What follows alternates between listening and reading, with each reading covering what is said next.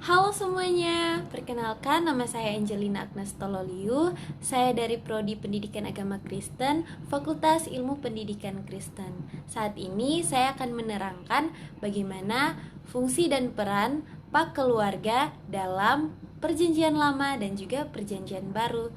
Silakan disimak ya. Halo teman-teman, di sini kita akan membahas mengenai peranan keluarga dan juga di masyarakat. Keluarga merupakan salah satu unsur terpenting dan mempunyai peran yang besar untuk melaksanakan tugas tanggung jawab sebagai keluarga. Nah, di sini saya akan menjelaskan mengenai apa itu keluarga. Keluarga merupakan himpunan persekutuan antara ayah, ibu, juga anak-anak. Nah, dalam ikatan keluarga ini, keluarga yang saling menyayangi dan mencintai akan saling selalu mensupport apa yang menjadi tujuan juga cita-cita di masa depan keluarga masing-masing. Untuk itu, perlu persiapan yang baik dan juga matang bagi seorang ayah dan juga seorang ibu untuk membimbing anak-anak mereka ke jalan yang baik dan benar. Ayah dan ibu juga harus melihat bagaimana pertumbuhan dan perkembangan yang semestinya dibutuhkan oleh seorang anak-anak agar supaya pendidikan dan juga pengetahuan yang diberikan tidak sia-sia dan juga bermanfaat dalam proses pertumbuhan seorang anak.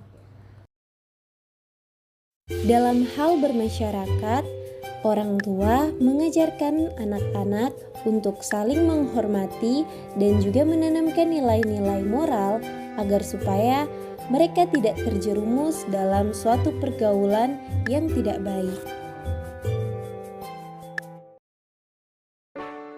Nah, teman-teman, mari kita lihat fungsi orang tua dalam penerapan PAK pada keluarga.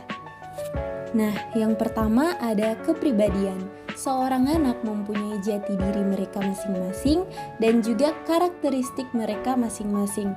Mereka mempunyai suatu rasa dan juga hasrat yang berbeda-beda.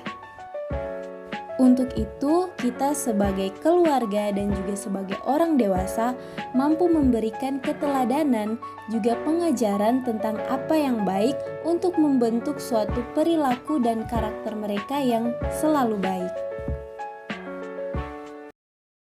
Nah, yang kedua adalah kemampuan efektif. Saat mengajarkan anak, orang tua dapat berkomunikasi dengan baik agar supaya bisa mengenali bagaimana bentuk tanggapan si anak dalam keterbukaan dia menanggapi dan dia mengamati. Nah, yang ketiga adalah penerapan berpikir.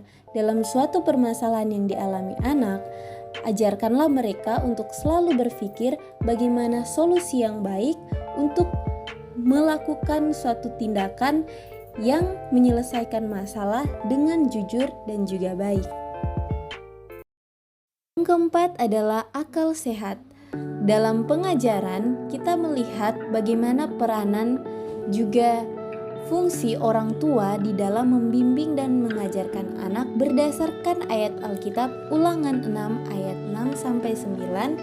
Haruslah engkau mengajarkan berulang-ulang kepada anak-anakmu dan membicarakannya apabila engkau duduk di rumahmu, apabila engkau sedang dalam perjalanan, apabila engkau berbaring dan apabila engkau bangun.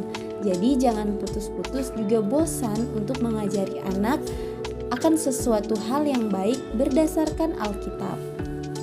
Mari kita lihat dalam kitab Kolose 3 ayat 12. Di situ mengatakan, karena itu sebagai orang-orang pilihan Allah yang dikuduskan dan dikasihinya, kenakanlah belas kasihan, kemurahan, kerendahan hati, kelemah lembutan, dan kesabaran. Nah, di situ mengajarkan bahwa kita sebagai umat Kristen, keluarga Kristen, harus mempunyai belas kasihan, kemurahan, kerendahan hati, kelemah lembutan, dan kesabaran untuk setiap anggota keluarga, baik anak, suami, maupun istri. Setidaknya dalam hal tersebut, anak-anak dapat mengingat perkataan orang tua saat mereka akan terjerumus dalam suatu permasalahan. Nah, mari kita juga lihat ayatnya yang ke-16, hendaklah perkataan Kristus diam dengan segala kekayaannya di antara kamu, sehingga kamu dengan segala hikmat mengajar dan menegur seorang akan yang lain, dan sambil menyanyikan mazmur dan puji-pujian dan nyanyian rohani, kamu mengucap syukur kepada Allah di dalam hatimu. Nah, kita sebagai orang yang dewasa harus menegur, juga saling mengajarkan apa yang baik di antara sesama keluarga kita, mengucap syukur dalam segala hal sebab Allah itu baik. Terima kasih untuk materi pada hari ini, semoga bermanfaat untuk kita semua. Salam.